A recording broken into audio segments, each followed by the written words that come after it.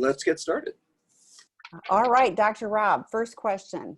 How do you respond to criticism that sex addiction treatment is shaming of people's healthy desire for sexual expression? I think the fear is that CSATs pathologize sexual minorities, people who naturally have a high libido, or people who are hypersexual due to a mood disorder or trauma. Well, first of all, I think some people do misdiagnose and don't do a great job of treating people, and some people do use their own prejudices and poor knowledge of human sexuality and apply an addiction model to things that have nothing to do with addiction, like fetishes or orientation or those kinds of things. And also you have to understand that it's not unusual for someone to come in and say, I know I have an addiction, but it's really a fetish, or I know I have an addiction, but it's really, that they have a high sex drive, as you said. And so part of what we have to do is determine, is what the client is calling it what we think it is? So just to say that, because there are certainly people who say, I married the pastor's daughter and we have 3 kids and I'm looking at all this male porn and I love my church and I love my family and I never want to leave them, but I keep going out and wanting to have sex with men, and that must be an addiction. So I will say that it's not unusual for clients to come in with that perspective because they want to get rid of something they don't like about their sexuality.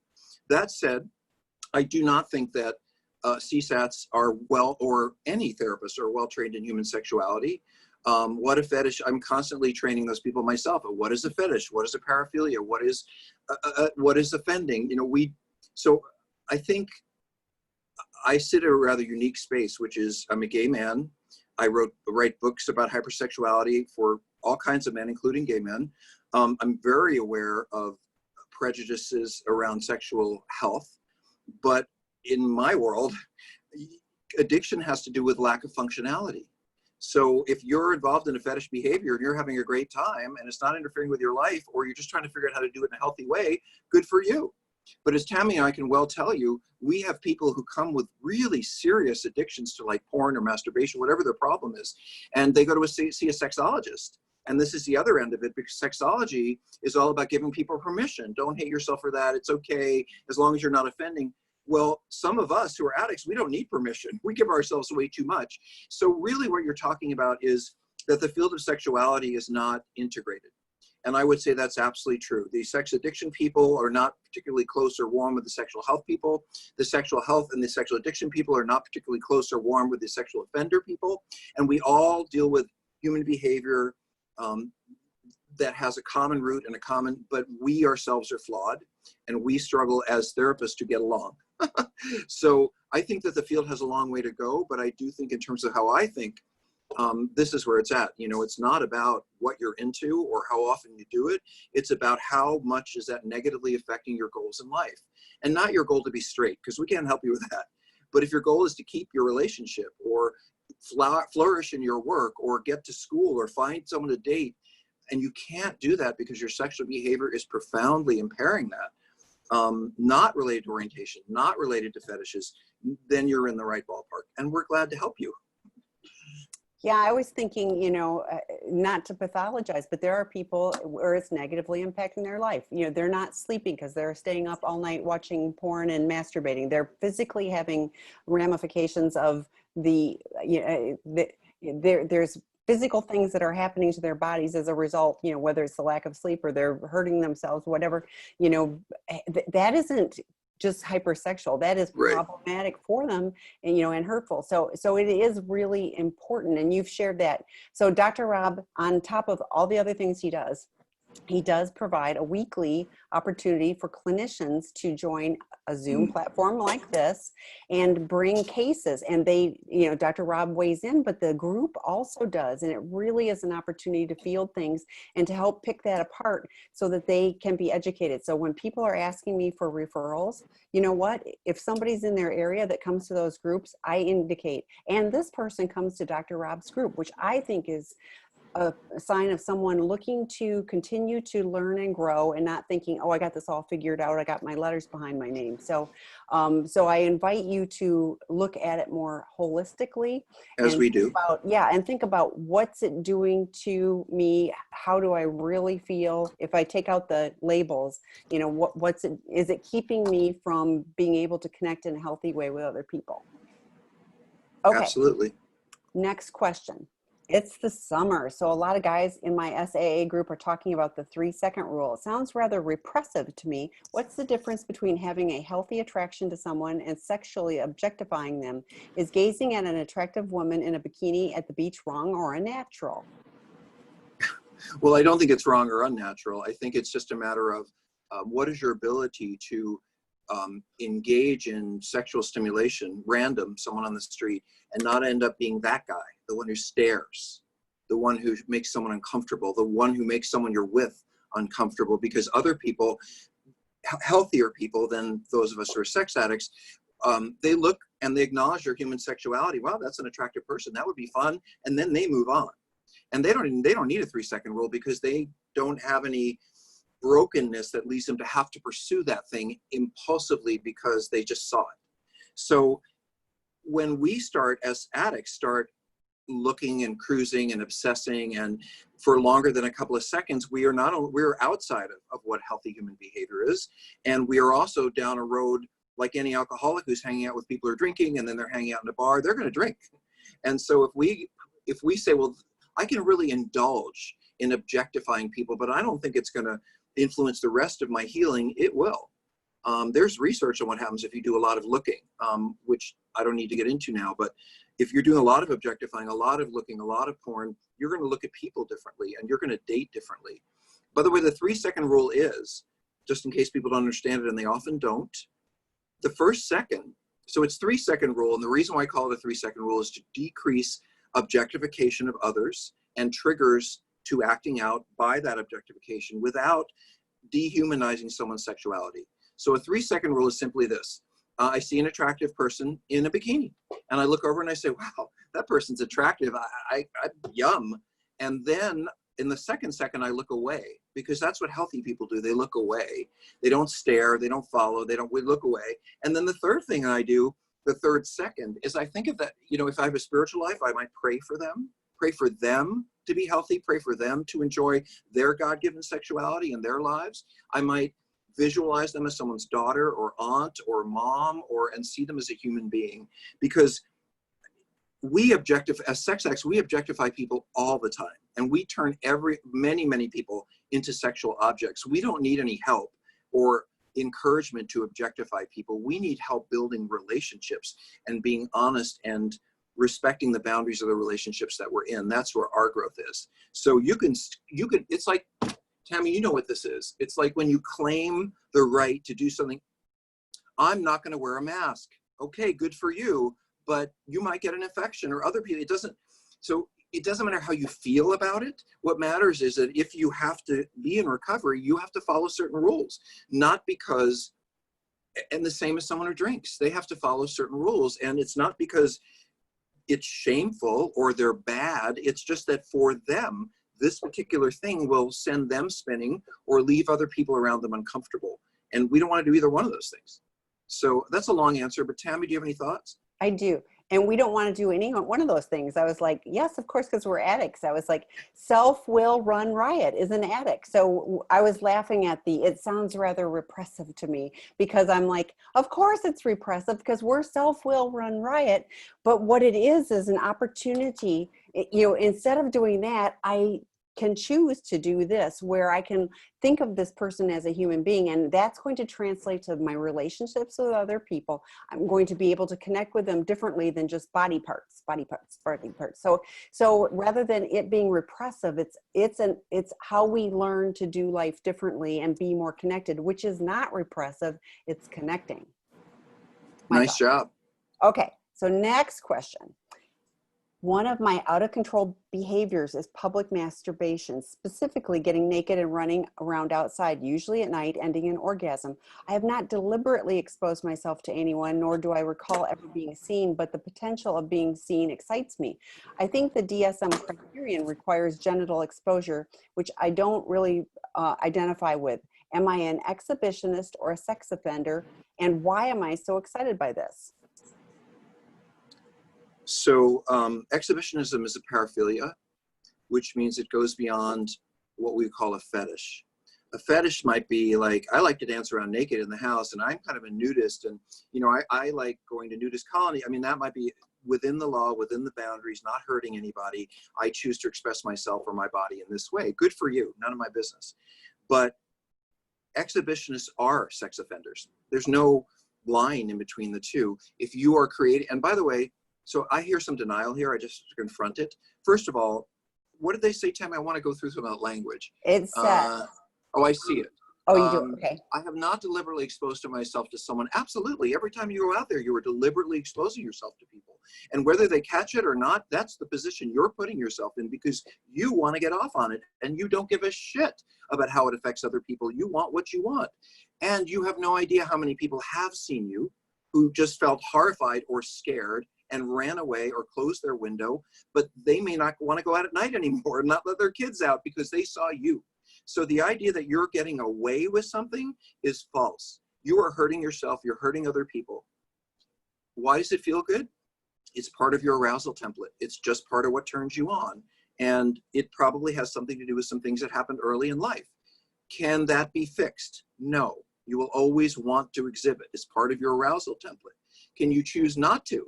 I guess it depends on whether you are able to get to the understanding that you're hurting people and hurting others and yourself. Oh, and by the way, a lot of my clients get arrested for this and they end up in jail. And if you have any kind of professional life, like you're an accountant or a teacher or anything, you will never practice again if you get arrested for a sex crime. So I like to point this out because the way I'm hearing this question, it's kind of like, well, it's kind of fun and I'm not sure if I shouldn't. And you know, what's really wrong with it? And boy, does this person not have a clue as to how horrifying that sounds at the other end. And by the way, the treatment center is called Seeking Integrity. And if you're in this level of misconstruing the reality of what's going on in your life, please give us a call. You know, I actually— That was quick. Well, that was really quick. I put my phone on busy and I thought it was— No, but I said give him a call and then the phone rang. I thought that was really actually perfect. Okay, that was good. So the next question. I'm a 41-year-old gay man and I'm in recovery from sex addiction. In my addiction, I met many gay men and some of them were obviously sex addicts. Anytime I tried to bring up sex addiction recovery, they either laughed or said I should not be ashamed of what I am doing. In recovery, I attend SLAA and sex addiction group therapy. I can hardly find any gay men in those groups.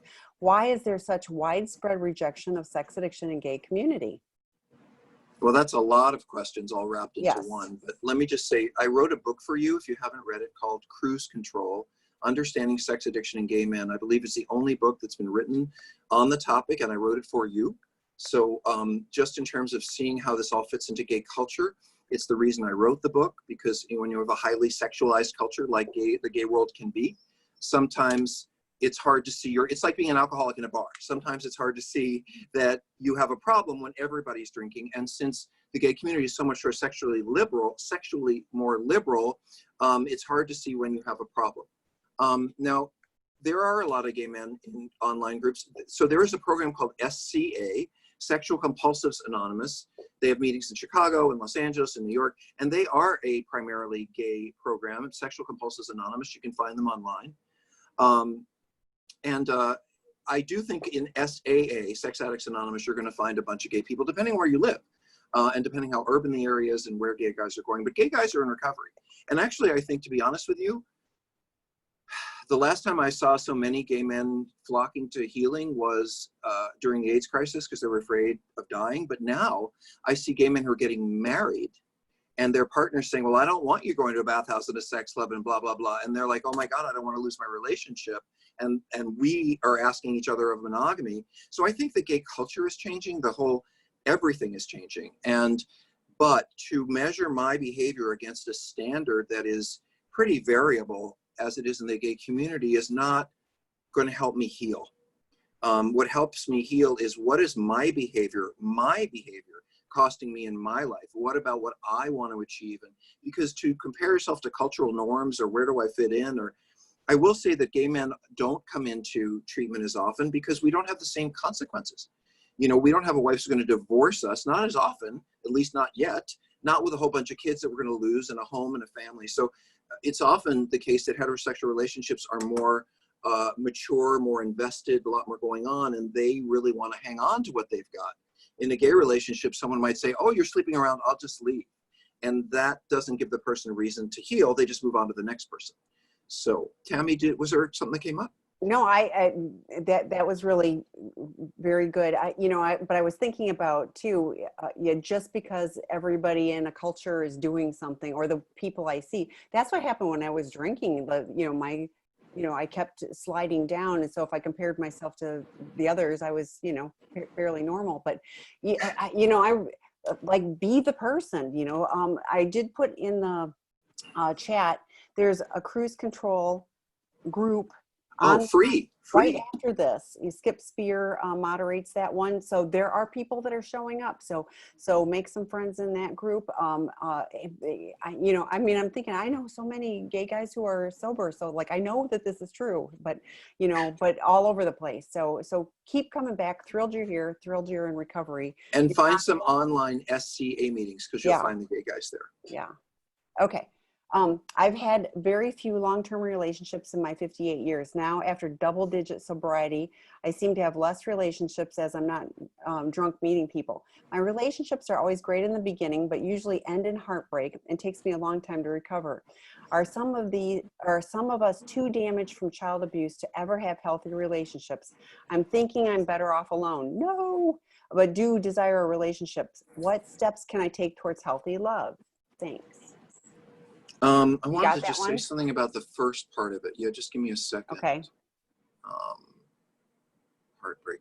Okay, so first of all, I agree with Tammy. I don't think anybody's too broken to find love or relationship. And if you look hard enough, you'll find someone more broken than you. So you're going to always get out there.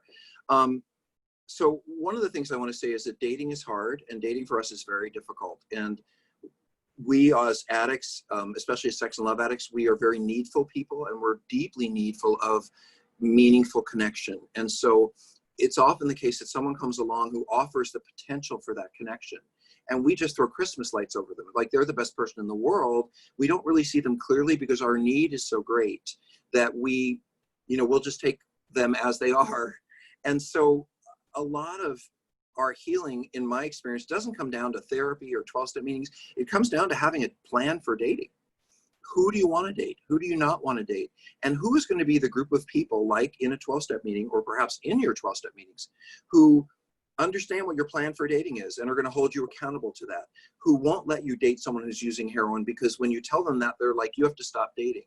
And how long do you date people before you're sexual with them? Because we need time to get to know people before we jump into relationships. And once we start having sex, it's hard to hold on to our distance or objectivity.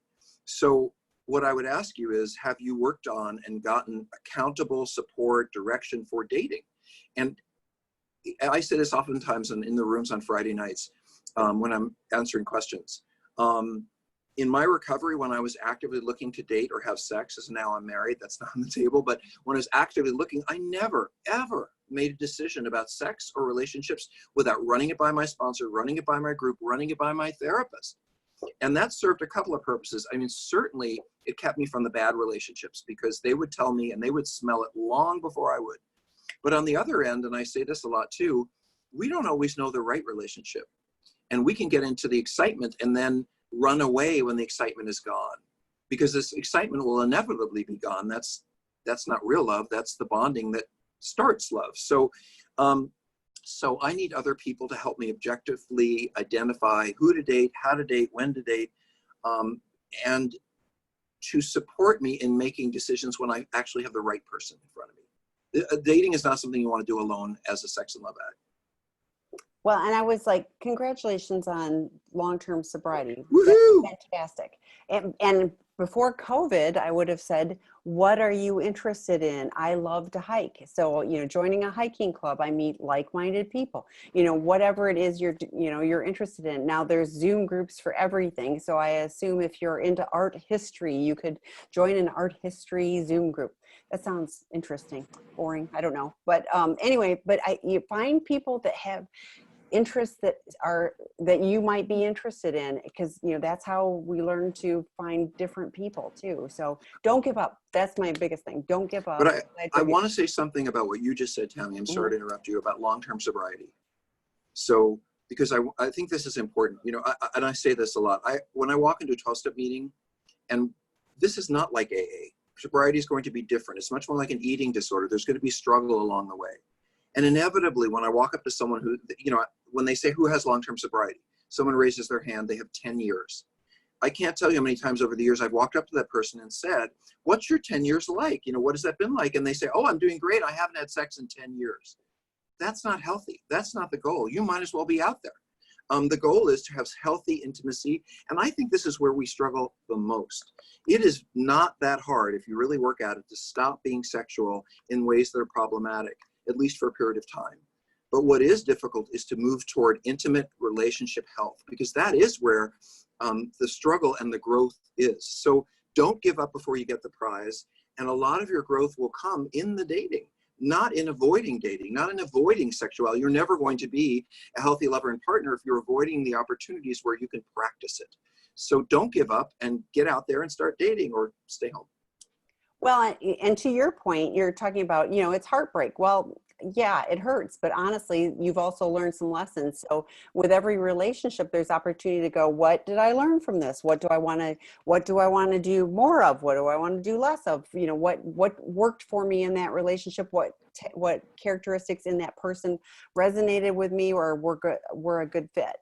But I think, Tammy, you're right. You know, you can only really learn from that if you allow yourself to make mistakes, and you allow yourself to look at yourself as being imperfect, and you allow the dating process to not be a goal toward your happiness in life, you know, because I think when you take it that seriously, let me just say this. I was in a dating class once, and this is true. And I went with a bunch of dating class. Yes. Okay. But it was for therapists. You'll understand this completely. Okay. So it was to teach therapists how to teach our clients to date. But of course, all the therapists were only there for one reason, which is we were all single, and we pretended we wanted to hear, but we really wanted it for ourselves. And I remember one of the things, never forgot this, one of the things that the facilitator said, he said, you know, dating is a numbers game. And you need to date a lot of people before you actually decide on the right partner. And most of us either give up, like we date one or two people and we just either pick somebody because we're tired of being alone, or we give up because 2 or 3 tries resulted in heartbreak. And I think it's much more about having 12 to 15 superficial coffee dates that may or may not go forward over the course of a year than looking for the one special person on that date. We take it much too seriously. You got to date a lot of people, and you got to keep it light. Otherwise you will have heartbreak because you get overly invested in a situation you haven't investigated enough. So anyway, great question. It was. And now I know you went to a dating class. Okay, next question. I just found out my husband is a porn addict and is into cross-dressing. We are getting help for the porn, needs some help with the cross-dressing.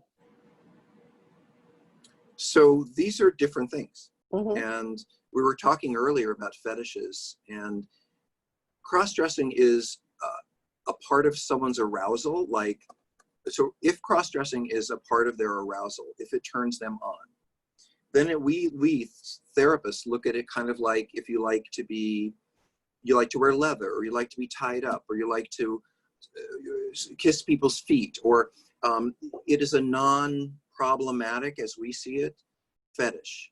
So it's something that you as a partner can choose to participate in, or it might be something that your husband does alone. I think the sex addiction part is when he starts looking at it in porn, when he starts doing it in secret, when he starts going out with other people. But as far as, we can't cure cross-dressing, we can't eliminate, this is what this person was asking earlier. What if someone comes in with a naturally occurring, but not necessarily welcome sexual attraction? Like they don't want to be queer, they don't want to be gay, they don't want to be transgender, you know, and they just want it to go away. Some things don't go away, and cross-dressing doesn't go away. Compulsive use of porn, that can go away. But this has been with this person probably since they were pretty young, and it's not going to go away probably ever. So how you learn to deal with it as a partner is part of the growth of your relationship. But the answer can never be to ignore it, or to think if you go to the right doctor, it's going to go away, because even someone who will help drive it underground, for the person who does it, it's still part of what turns them on. And when you try to take it away from them, it sometimes makes them want to do it more. Do you have other thoughts, Tam? No, that was interesting. Like I knew some nuances, but no, that was very helpful. Thank you. Okay, next question. Can a couple heal from long-term infidelity without proper support? What would you recommend? Well, I don't know what proper support is. I mean, first of all, not everyone has the money or the resources or the insurance or the time to necessarily go see an expensive therapist or go to a treatment center. That's why we give so much away, is because we want people who don't have resources, like, anybody can learn from this and it's free. So I think that you can recover from sex addiction by going to 12-step meetings and getting support and going to groups and all that stuff. It is harder to develop relationship intimacy, to work through trauma and more deep-seated kind of psychological issues without therapy. Relationships that are in a crisis do better with somebody who's doing the steering, because I want to steer and you want to steer and I want you to paddle. And it really, when a relationship is in crisis or chronic crisis, it takes that objective person to say, well, let's sort this out a little bit, because they don't hate you for cheating. They don't feel abandoned by someone who cheated on them. They're just neutral and they're looking at this situation and trying to help.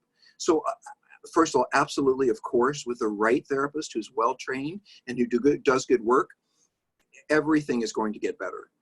But can people heal without it? Of course they can. They must. They have to. It may not be as in-depth. It may not be as nuanced. It may not be as tied to the past, but people can heal their relationships without therapy, sure.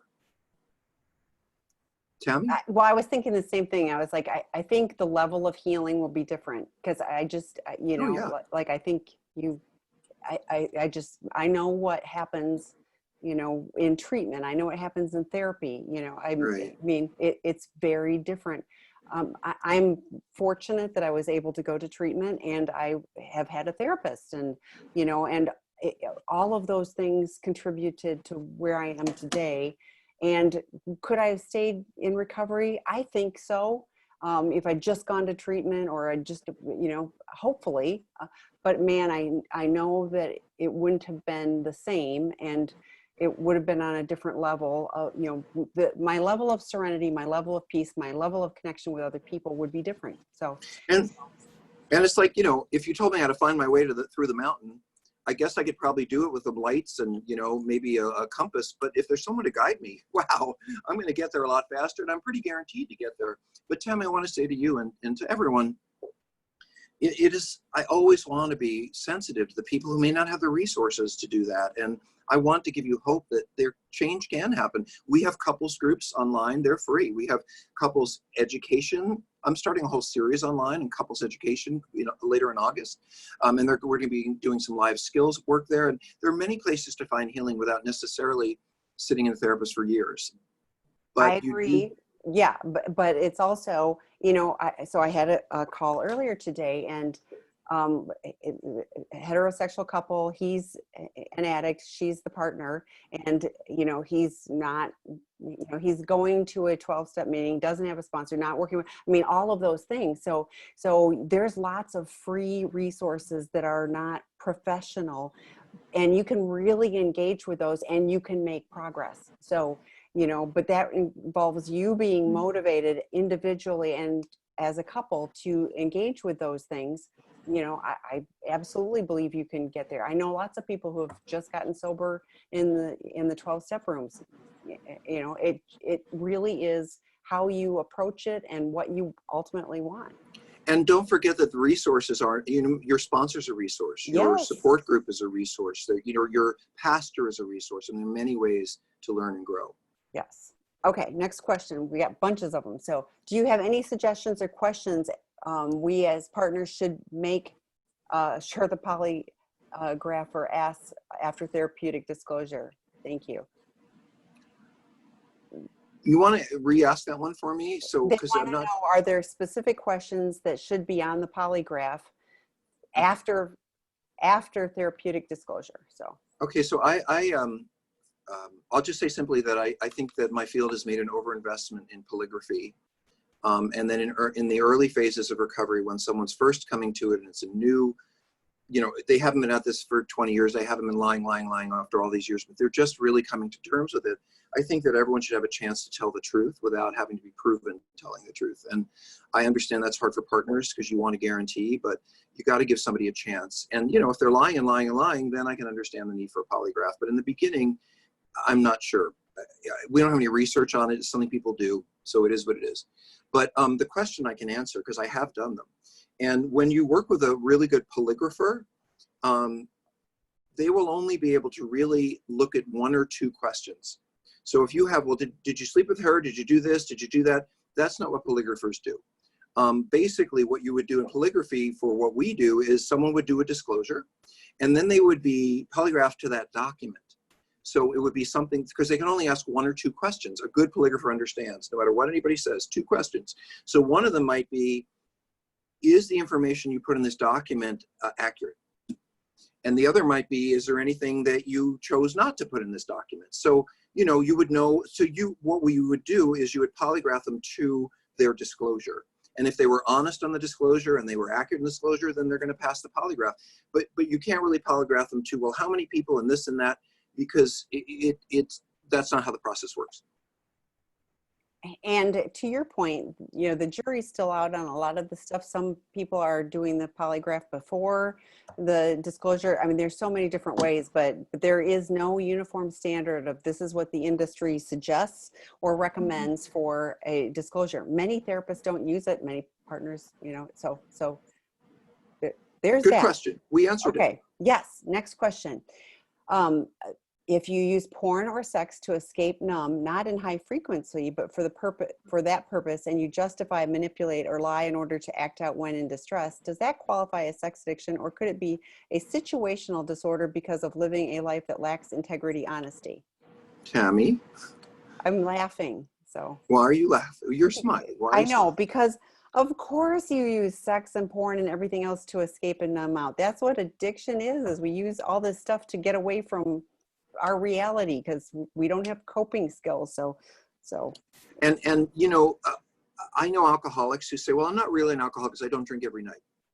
But on Friday night, they start drinking and they're drunk till Sunday afternoon. And then they go through the week and this is called a binge drinker. So some people are binge addicts where they, you know, they get to a certain point emotionally and they just disappear into the behavior. And then they're good for a while and they disappear into the behavior. But either way, you're still an addict. That's why I was smiling. Okay, next question. My boyfriend of almost 5 months has been very supportive of my SA. I've recently discovered that he is either a rageaholic or is bipolar, or his bipolar is causing these rage episodes. Either way, he claims that dealing with my SA is triggering and causing it. That feels like a cop-out to not deal with his stuff. What's the truth here? By the way, I've been in therapy for 2+ years and in 12-step for 1.5 years.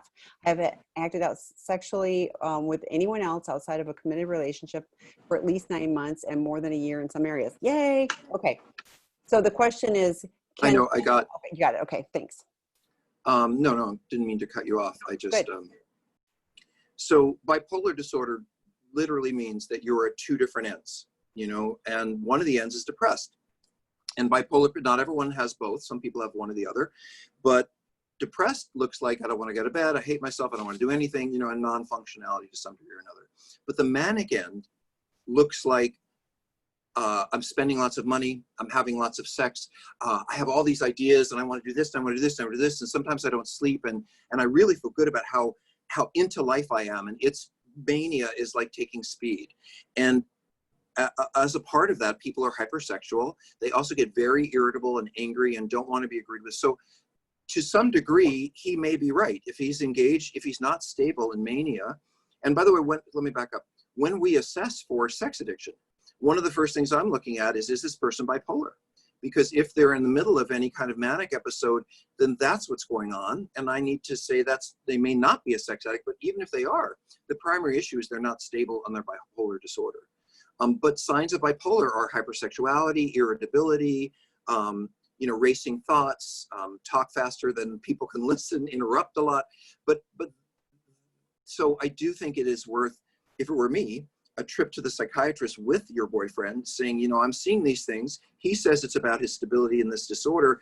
I feel like it's just him pushing me away. Doctor, based on your experience with him, what do you think?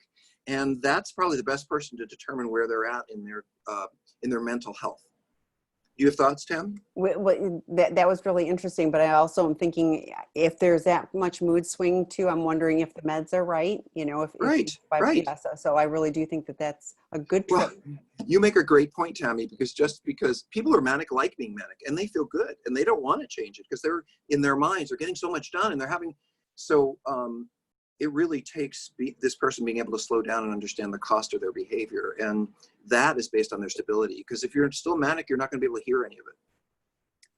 But I want to also go, good for you. Look at all the good stuff you're doing. So I'm glad you're taking care of you in all of those things. So, and thanks for being here. Next question. How do you know when it's time for a therapeutic separation? Working on healing myself after spending all last year trying to help him with his porn sex addiction, but I'm only seeing him do the bare minimum for his recovery. Therapy once a week, 12 steps, and spends 20 minutes or so reading something I've asked him to read to understand my trauma from his betrayal. I feel like it would be best if I don't have to witness daily his lack of commitment to his recovery and our relational healing. Well, I think this person answered their own question because you have to trust your gut, trust your soul, do what saves you and keeps you sane. And if you're saying, I think I'm at my rope, I think I'm it, you know, I only see that as an opportunity for growth because either you are going to say, I deserve better and I need to do better and I'm not going to let myself be treated this way anymore and then go into your growth, or you're going to leave and start working on yourself and this person is going to say, oh my God, what was I thinking? I should have worked harder. They're so important to me. But in either case, you're taking care of yourself. And I really think I'm all for people staying together. I wrote a book about it, Codependence. The troubled people do better together than separate. But some situations, you just kind of got to take some space. But not, if I do this, I'll get them to do that, because that's not a reason to do it. But your stated reason, which I feel like it may be time, that's the reason to do it. Yeah, I feel like that's really clear. So they've already decided, Tammy, by the way, this person's already decided what they're going to do. They're just looking for someone to say it's okay. My husband and I have had therapeutic separation for 6 months. During our relationship, sexual intimacy was a major issue. We just spent time together for the first time in 6 months, and his boundaries were he was refusing to engage in any intimacy other than holding hands and kissing to rebuild intimacy. There is a part of me that is on board with this because I want to rebuild our sexual intimacy. However, I can't help but feel like when he sets these boundaries, nothing has changed. He's still just more comfortable being avoidant. And this is just an excuse for him. How do I know what's healthy versus not healthy? Well, this thought comes up for you, Tammy. It's a word we use a phrase we use in 12-step recovery, that feelings aren't facts. And sometimes when someone does something that's similar to what they did before, I think, well, there they go again. But you've had a 6-month separation. This person has been in therapy. They've been working on themselves. And quite honestly, I hear them trying to take a deliberate approach toward getting to know you better, re-engage you, be more comfortable with each other before sex. And really, that is what we encourage. We encourage slowing down, especially if a relationship has been in crisis, and kind of starting like you're dating all over again. So I perceive, and I don't know him, that he's doing the right thing to drive a problematic relationship forward in healing. However, I think it's perfectly fine to say to him, I'm glad to go along with you, but it reminds me of, and this makes me feel. And, you know, he can say, well, I understand that and I get that, but I'm trying to move past being avoidant. And by the way, avoidant people often run away because something is too intense, too much. They can't handle it. It's too intimate. So by him going back and starting with hand-holding, he may be able to get to actually articulate when he feels overwhelmed rather than running away from you. So I think that, you know, we don't know the situation, but this sounds very hopeful to me. And I think your feelings are maybe best worked out by sharing them and maybe doing a little therapy around it. So somebody made a comment, the SCA has tons of meetings, including Zoom in St. Louis as well. So yeah, SCA has lots of meetings all around the country and they're all on Zoom now. That's great. I'm a heterosexual male. My SAA sponsor is asking me to not interact with women in and out of program for a while, probably 6 to 12 months. Is this commonly recommended in recovery from sex and love addiction? Well, different things are recommended for different people in recovery. So, I would be interested in your history. If you had a history of picking women up, hitting on women, flirting with women, wherever and however, staring at them, whatever, I might say, I think it'd be great if you took a time out and you got to know yourself, because that's what it's about, to know yourself when you're not constantly on the make or looking to cruise or flirt or, and so I took time out. And for me, it was tremendously useful because I was always in my, and this is a long time ago, but I always felt like I was on display, because my job was to get someone to be attracted to me.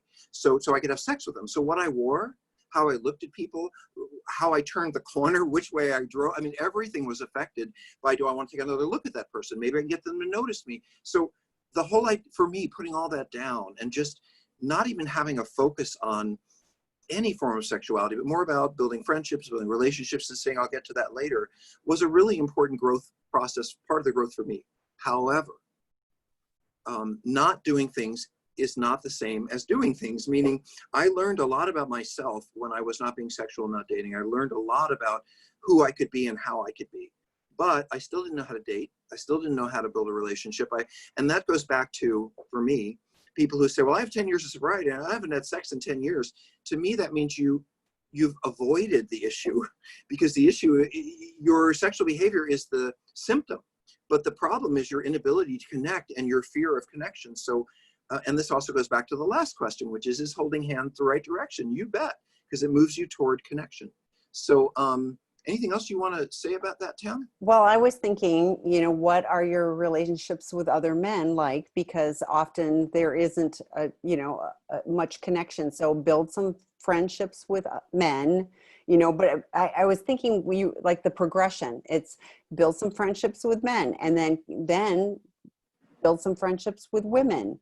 And then, but it's all of those things in steps, not just, even going back to one of the questions that was objectifying, it's like, if that's your pattern where, you have all these women in recovery are, we're horrible at supporting other women because it's all, it's all a threat, so learning to be a friend with another woman was a huge issue for me, and the most meaningful thing I could have ever done. I'm so glad I did, so I would invite you to build some male friendships in this time and just see what happens. So. And I want to say something more direct. Do what your sponsor says. Stop questioning it. There you just go. Get to work, because 6 months will go by in a second, but until you commit, there's no change.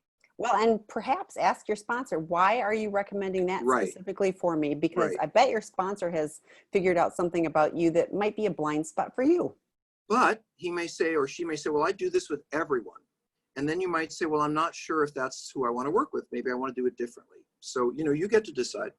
Okay, so there was a question in the chat too, but this is another one. How do I find an SLA sponsor? I really need one. And somebody else was asking, how do I know if I have the right sponsor? So let's talk a little bit about sponsorship. Well, I'll tell you what, I'll answer the how do you find one if you'll answer the how do you know if you have the right one. Okay. How do you find one? So how do you know if you have the right sponsor, Tammy? So I'm a better case of how do you know if you have the wrong one? But okay, well that's a good start. Honestly, I did find a good sponsor. I had the really wrong one first. But if the person is guiding me through the steps, that the person in the chat was concerned that person didn't have sobriety themselves. So I think that resonates. If you feel like something's not right, trust your gut. If somebody is helping guide you and you're making progress despite what their human flaws are or their addict flaws are, they're still helping you. And a sponsorship doesn't have to be forever. Like this person can be the initial phase and they got me to here. And now I've outgrown my sponsor. I need something different. And gosh, I've seen that person in the meetings and I like what that person has. And I think that they can help guide me for the next chapter. Great. Yeah, I think I would just say a little differently that I really want to work with people who have what I want. You know, if I want to have a happier marriage and not cheat on my spouse and work out the drama I've created in my relationship, I want to work with someone who's a little bit further along. They've started to work through things with their spouse. Things are getting better. But I probably wouldn't pick a sponsor who's never been in a relationship and single, because the issues that I am facing, they're not as familiar with. So for me, I also know I have the right person when we have similar life paths and they're a little further along than me and they seem to be doing it reasonably well. But what was the other part of that question? That was my job. How do you find a sponsor? Well, you're doing it. You're doing it right now. You're saying, I need a sponsor. And that's really what it takes. Being in situations and settings where, like, we run a group. So if you're an addict, a male addict, go to the male addicts group. If you're a female addict, go to the female addicts group. They're free. And you can sit in and say, hey, would one of you ladies or gents like to be my sponsor? You go to online meetings and you ask, you raise your hand and you say, I'm looking for a sponsor. If you're a heterosexual woman, please choose a heterosexual woman as your sponsor. If you're a heterosexual man, please choose a heterosexual man. I know that or if you're a gay man, my sponsor was a woman for years because she was great and I wasn't really attracted to her. So I think one of the things in choosing a sponsor is make sure there's no gamey stuff going on for you, because maybe they're kind of attractive and maybe that you need to feel safe. They need to be safe. So pick someone who's really unattractive to you, who looks like their life is going well. I'm glad I amused you. My really good sponsor was much older. They were retired, and she was amazing. So yes, she was amazing. There was other issues. Okay, my Dr. Rob, I am in early recovery for porn and masturbation and the emotional abuse of my wife, currently separated. While making progress in my recovery, I'm having vivid sexual inappropriate dreams. I don't feel shame, but feel disappointed that I acted this way in the dream. Are dreams like this normal in recovery? Are they concerning? I love this question. So when I was in high school and college, I used to have dreams that I was going to the exam and I didn't know any of the answers, or I didn't know what the test was, or I was in a play and then I have a dream that I was on stage and I didn't know what the play was. I didn't know what the lines were. I think a lot of us have dreams like this. So especially when we're really trying to achieve or succeed or engage in some way in our lives, I actually believe that when you're having these dreams, it's been my experience, that you're actually doing better, that your mind, dreams are a lot about, it's kind of like a computer downloading information. That's really what a dream is. And so as you put this crisis of your acting out behind you, your brain is saying, well, what does this mean? Was it this? Was it, it's reviewing and thinking and engaging. I often find that people who are dreaming about acting out but not acting out are on their way to healing. In fact, Tammy probably knows a few stories where alcoholics will say, I've been sober for 2 years and I woke up and I would swear I'd had a drink. And really, I think that's more a part of healing than it is that something's wrong with you. But Tammy, what do you think? No, and actually I've had those, and it's so disconcerting to wake up and go, did I lose my sobriety? And to just to take a simmer and just know that it's like, this is part of the process and stuff is going on, and and then do recovery things. It was like I immediately did recovery things, like read something or called somebody or whatever. Right. And you know what? And then I didn't hang on to the, because I woke up really feeling, in a funk. And so disrupted. I didn't have to hang on to that. So I didn't. Okay. And I love what Tammy said about, put a meditation book by your bed. Put a spiritual readings or something that when you wake up in the morning, or have a meditation there, a tape, or not a tape, but an app. We're old. Because we say tape. But I think the idea, and this is an important one, that I try to judge and control things I have no control over. As a sex addict, I'm going to find people attractive. I've heard people say, well, when am I going to stop looking at attractive people? You'll be dead when that happens, And it's like, you can't control your dreams. And you can't really feel like there's something wrong because you have no control over that part of your brain. So I say what's important is your behavior, and let your mind heal itself however it needs to. So the next question, my SA husband has had sex with many women. He sought for sex on hookup apps, etc., but not with women from his professional or personal life. He's very compartmentalized. What are your thoughts about him maintaining friendships with women he has worked with? In his mind, these are women he would never act out with, so he says he has too few friends to eliminate them. Even though there's no sexual history with them, I get uncomfortable about the idea of him using women for validation. I also feel he's a poor judge of what's appropriate and can be flirtier than I'm comfortable with, even without intent to have sex. And he has also talked to other women about me, complaints, comparisons, personal info. What are your thoughts on this? Well, this is another one of these, I believe, questions that the answer is already in the question. This person already knows that this doesn't make them comfortable, that they don't think their partner has good boundaries or an awareness, and it doesn't make them feel safe. We don't need to know anymore. Like, you don't need to know anymore. What you need to know is that you don't feel comfortable with it, and you're in a relationship with this person. And by the way, I think Tammy beautifully said earlier that we need to, if you're a straight guy, you need same-sex support. And if a man says to me, well, I have so many women are my friends, I'm like, well, that's great. Why don't you focus on getting some male friends? Because there is that tension. And like you said, he may not be aware of it. He may have grown up with some kind of inappropriate tension in his home.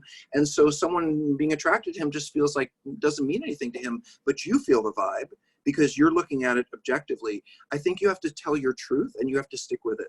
And you spouses, you absolutely have the right to say, I am so sorry, but after what has happened, I don't want you chatting with women, period, unless there's another person there or I'm there or, you know, whatever the boundaries are, because the goal here is not, the goal here is for you to feel safe in moving forward in your relationship. And if something if something feels unsafe, it probably is. And you need to pay attention to it or you'll never, or the relationship will not move forward until you can feel more comfortable. And he's going to have to accept that because this is part of recovery. And he can go make friends with males. You know, like he can go make new friends. Okay, next question. I have a friend in SAA who can't stop watching porn and masturbating even though he really wants to. Any suggestions for jump-starting abstinence in this regard? Well, I run a treatment center called Seeking Integrity. And the reason we run the program is not everyone needs to go to residential treatment, but for people who are, and this is the reason for it, people who have really done a lot of work on themselves and they just still find themselves struggling. For people who are trying to get sober on drugs, but their sexual behavior leads them back and they don't understand how to separate the two. I mean, I think residential treatment is for people who are really just not getting it and they really are trying, or their crisis is so profound that they need to get away from the crisis in order to work on themselves. So I think this is someone who would probably do really well in treatment. But the other answer is, for me, when you're struggling at home, you need to up your ante. So if you're going to therapy once a week, maybe you need to go twice. If you're going to 2 meetings a week, maybe you need to go to 4. You know, in other words, if you're really mood disturbed, you're depressed sometimes, you're anxious, maybe you need to go see a psychiatrist. There's so many things that we can do outpatient or in the real world, even non-therapy, to improve and make it better. But when relapse becomes a chronic, I just can't get there, I hate myself about it, and it's kind of a downhill road, that's when more care is useful. And maybe that person might consider it. Yeah, and I was thinking too that, oh my gosh, I wanted to stop. I didn't have the right tools to be able to do so. So just the desire to stop didn't change anything for me, getting the tools. So what you were talking about with upping the ante, we have all kinds of support free on sexandrelationshiphealing.com. He can listen to podcasts like 24/7. Well, get some sleep in between, but there's all kinds of stuff that would be constantly putting in, recovery minded things. And so I'm not sure what your friend is doing, but it's not enough. There are more options. Oh, in fact, I mentioned, I think before we started, there's a new group that's starting August 2nd that is going through the sex addiction. My dog is going through the sex addiction 101 workbook in a structured way. And that's, 25 guys max. And so that's a time you can connect. I wouldn't be surprised if some of them found sponsors in there too, but it's a helpful time to walk through that. Might be a good option. So Tammy, what is swinging back and forth behind you on the ceiling? Well, I live in Phoenix. That's my leopard light. So you know me. Ooh. It's this, we super cool our house, and then there's no cooling until 8 o'clock. And so right now it's pretty toasty in here. So I've got the ceiling it's a fan going. Yeah. So I've got the fan going. So yeah. So well, I let don't me, if know. you don't mind, before we stop, and first of all, those of you Do who we have have, questions. do we have one more time? No, I really want to do a little marketing. Okay. If you All right. just, so first of all, if you have questions, you Okay. can write Tammy, T-A-M-I, at Seeking Integrity. You can write me, Rob, at seekingintegrity.com. We answer questions. We make referrals. We don't get kickbacks. We just know good clinicians and good programs, and we refer. As I said, we run a treatment program. If someone's struggling, or as a spouse, you really feel like the person that you love is not making progress, please think of us. Finally, I just wanted to say that we are starting a couples, I don't know what to call it, education support. It's a lecture series with Yes, Dr. I know Rob. that. So let me just tell you what, I am really excited. So it was my idea. So I'll just tell you what it was. I have kind of a top 5 lectures that I like to give and train therapists with. And I decided, this is part of what you guys often don't get, is the real educational piece. So I'm doing 5 lectures over 5 weeks that are going to give you the basis of where does the addiction come from? What is the addiction about? What does spouses go through? What is spouses healing and couples healing? All of that. And then it's going to be followed, I think, by 4 sessions that are going to be more hands-on, like how do you but how do you resolve conflict when you're in betrayal? Or how do you deal with forgiveness when no forgiveness is present? And we're going to have kind of more hands-on educational things. So I think it's a 9-week series. It's going to start in August. 5 and 4, and you it's can 9. sign up. Well, but you can sign up for 5. Well, you may not do both. Or 9. So. Right, I forgot. So you might do the hands-on, but I just want to say that for me, I'm really looking forward. I love educating, and I think Tammy would say it's something I do pretty well. And helping you guys thanks, Tammy, and helping you guys understand intellectually what this is all about doesn't happen in therapy. Sometimes in a book, but when you hear it, it's like, oh, and then I'm going to be available for questions afterwards. So I'm looking forward to doing it. I hope you join us. But remember, we are free everywhere. The podcast is Sex, Love, and Addiction. And it's been pretty busy lately. So I'm glad for that. Tammy, it's wonderful to work with you. As always, enjoy it. You too. So thanks guys, everybody for attending. We'll see you next Monday. And I did put a link on the work groups and lecture series, but also, join the drop-in groups. It's great support, free. Yes, we have therapists overseeing them free. And by the way, the gay men's support group, I think, starts in 10 minutes. In 4 minutes. Okay, bye-bye. All right. Bye, everybody. Thanks. See you later.